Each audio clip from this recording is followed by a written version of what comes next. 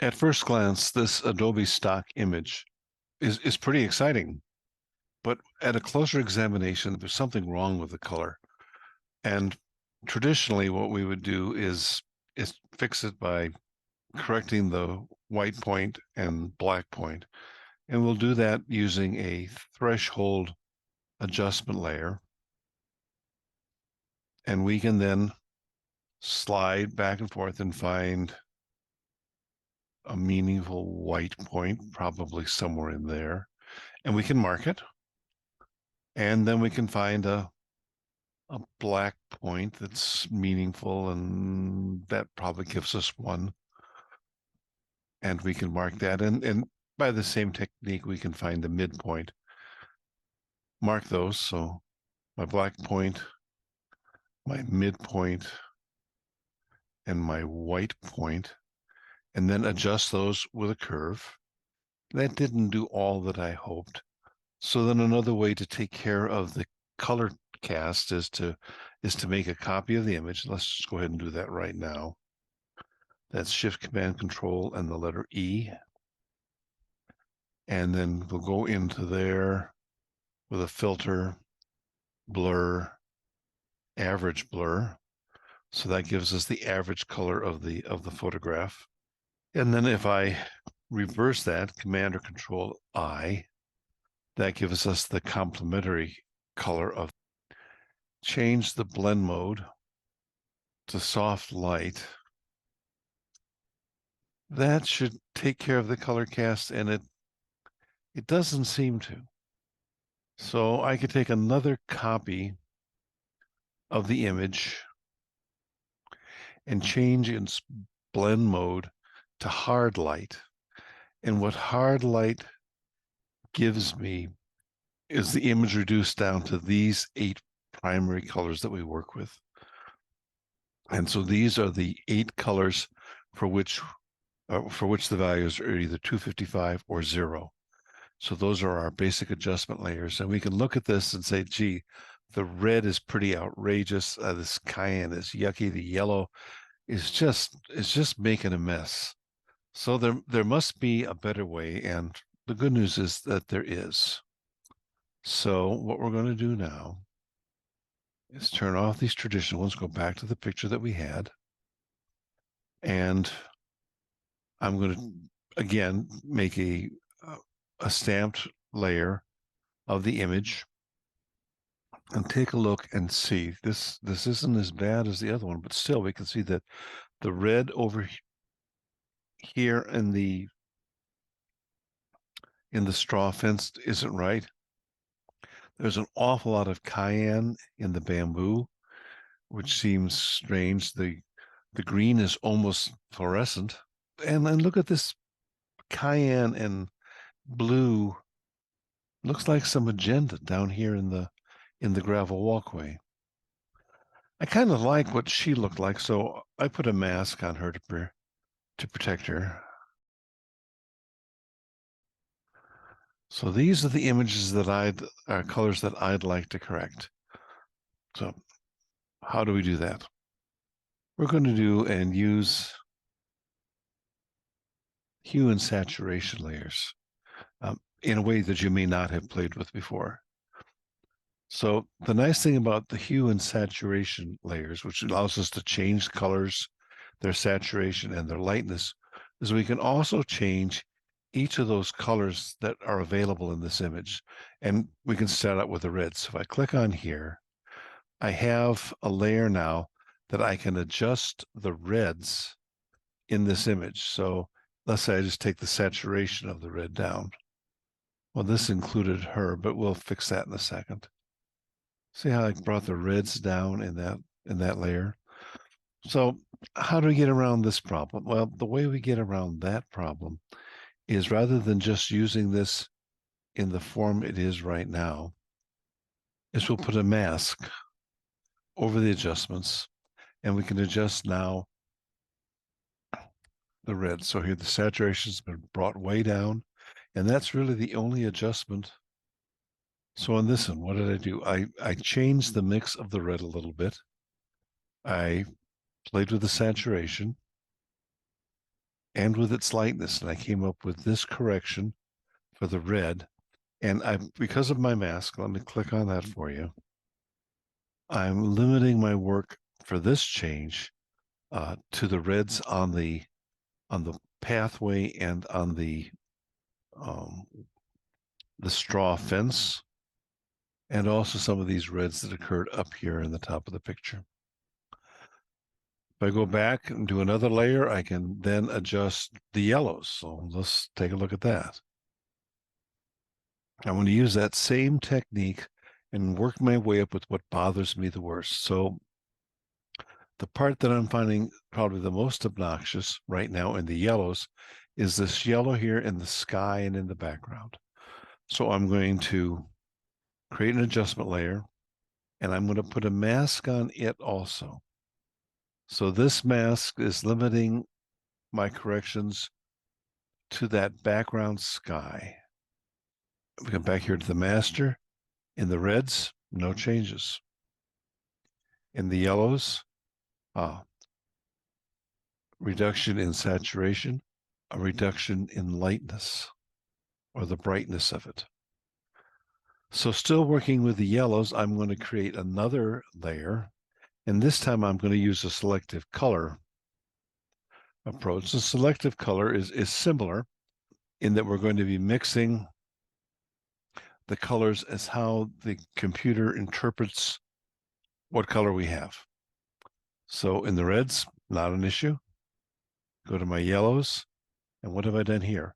I've changed the mix of the cayenne. So let's here and move the magentas down a little bit. The yellows, I brought those down. More yellow, less yellow.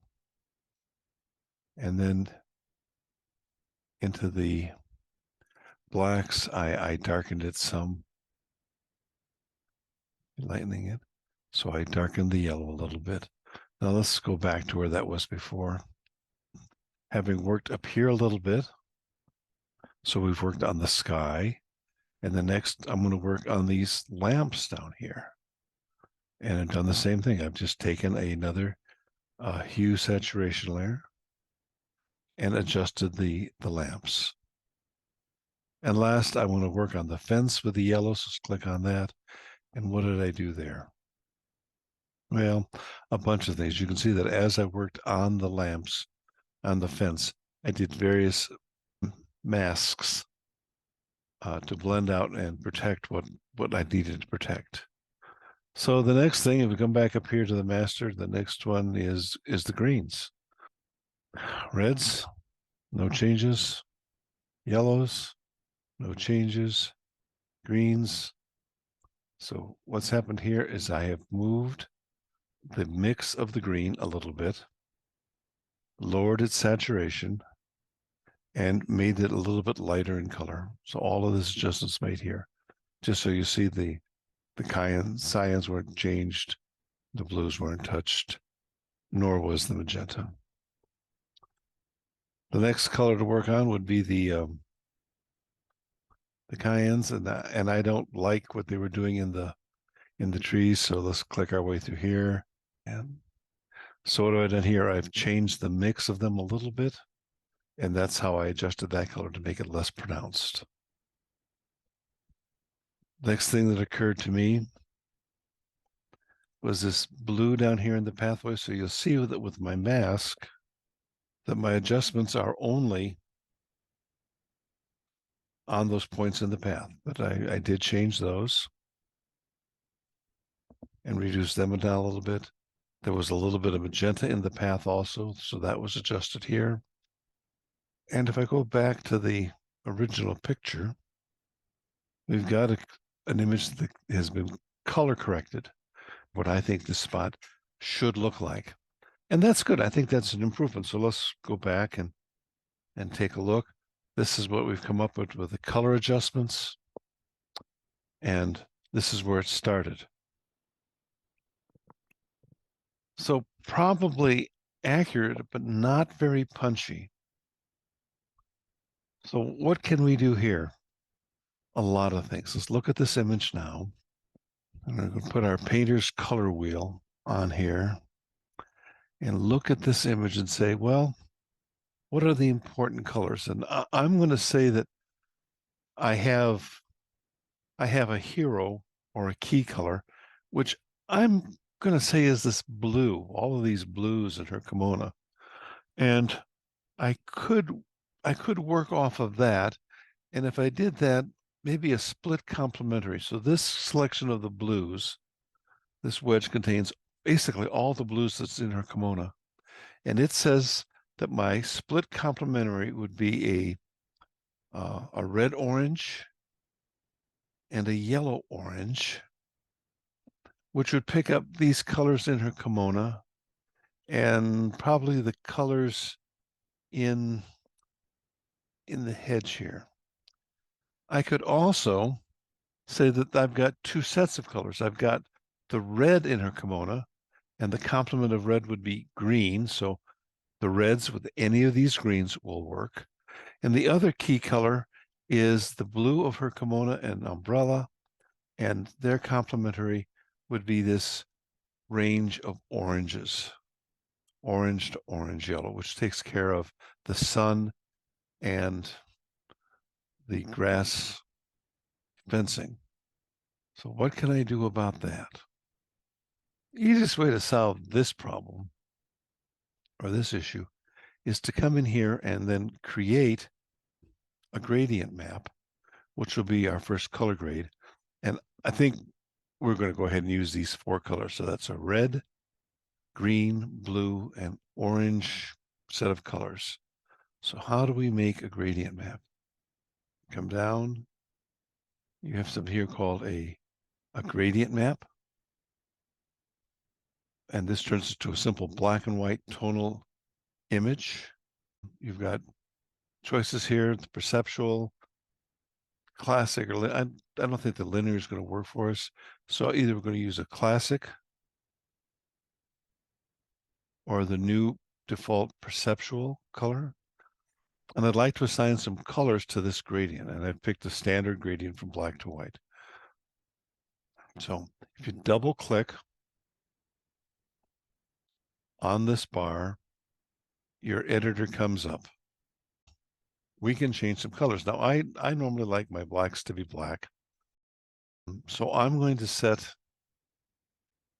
a color so that my blacks are protected. And if I click on this box, I could come down here to my color swatches.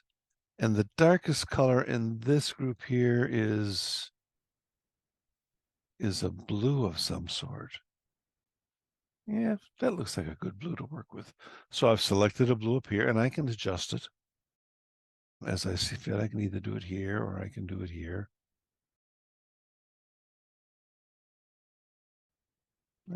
That's a nice blue. So I'll select OK. And now that blue becomes the point down there. The same thing is true with the whites. I have my white color. I like to protect whites if I've got them. So I'll take a second color here, double click on it. So the yellow oranges are the area that I'm in.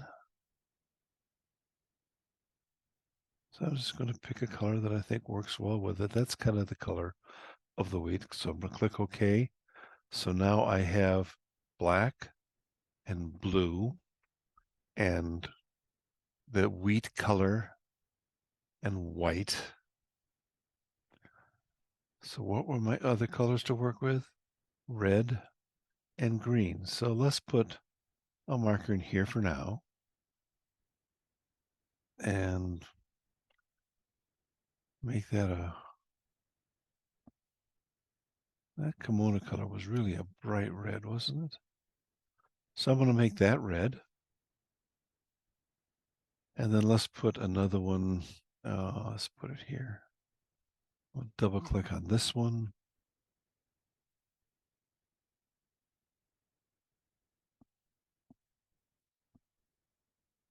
That kind of reminds me of the bamboo. Click OK. So why I'm having an issue there. So let me go back up here with my gradient mat here. And I'm going to change its blend mode to soft light. So here's the color. And I can adjust now where these blues and greens and things come into place. I can move these around a little bit.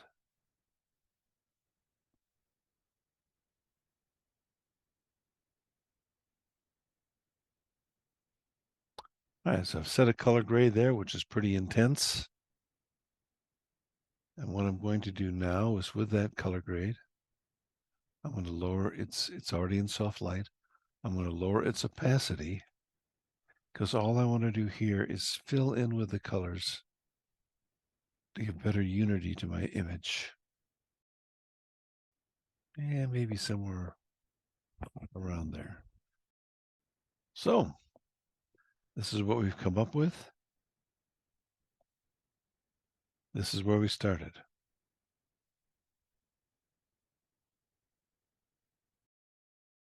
Give it a try and good luck.